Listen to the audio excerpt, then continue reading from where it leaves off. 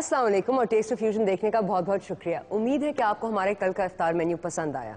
अगर आपकी कोई फीडबैक हो तो प्लीज़ मुझे भेजें। आज का सवाल ये है कि पालक में कौन सी विटामिन पाई जाती है।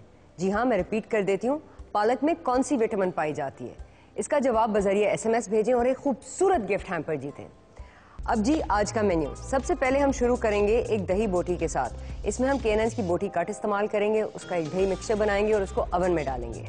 उसके बाद मैं बनाऊंगी बेक्ड अनियंस। ये बहुत मज़ेदार डिश है जो इफ्तारी टेबल पे बहुत अच्छी लगेगी। आप बहुत सारे बेक्ड अनियंस पहले से बना के रख सकते हैं और फिर इनको ग्रिल में गर्म करके इफ्तारी के टाइम पे सर्व कर सकते हैं। डिजर्ट में हम बनाएंगे आज स्ट्यूड एप्पल्स। सेब को हम लेकर शीरे में पकाएंगे। उसके बाद एक काजू मिल्क शेक जो बहुत ही एनर्जाइजिंग और अपलिफ्टिंग होगी। चलिए जी अब शुरू करते हैं और सबसे पहले बोटी से। सबसे पहले आप केएनएन्स बोटी कट का पैकेट खोल लें। फिर आप चिकन के पीसेस को एक ओवन डिश में निकाल लें। अगला स्टेप, आप एक बोल लें और इसमें आप 8 टेबलस्पून दही के निकाल लें।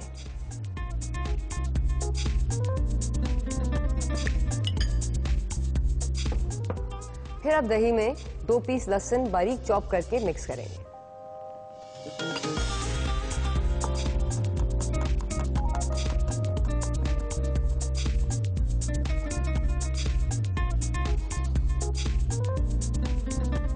फिर लहसुन को आप दही में अच्छी तरह मिक्स कर लें।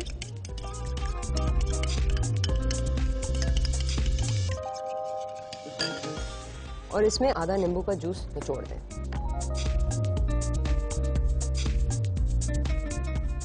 नींबू का जूस बोल में डालकर आप इसमें 2 टेबलस्पून जैतून के तेल के भी डाल दें। फिर एक दफा और मिक्स कर लें और आप दही को मिक्स करते जाएं जब तक जैतून का तेल अच्छी तरह जज्ब ना हो जाए।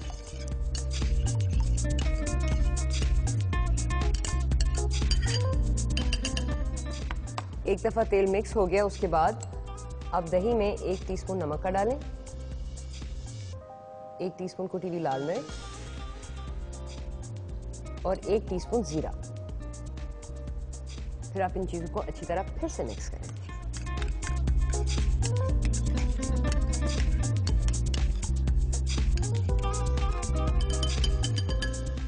एक दफा आपका दही मिक्स रेडी हो गया, आप इसको अपनी ओवन डिश में डाल दें मुर्गी के ऊपर।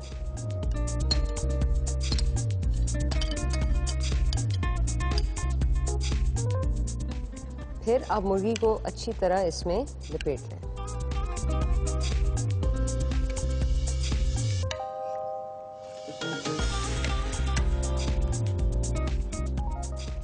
तो मुर्गी अच्छी तरह कोट हो जाए, आप इसको ओवन में 25 मिनट के लिए 250 डिग्री सेंटीग्रेड पे डाल दें।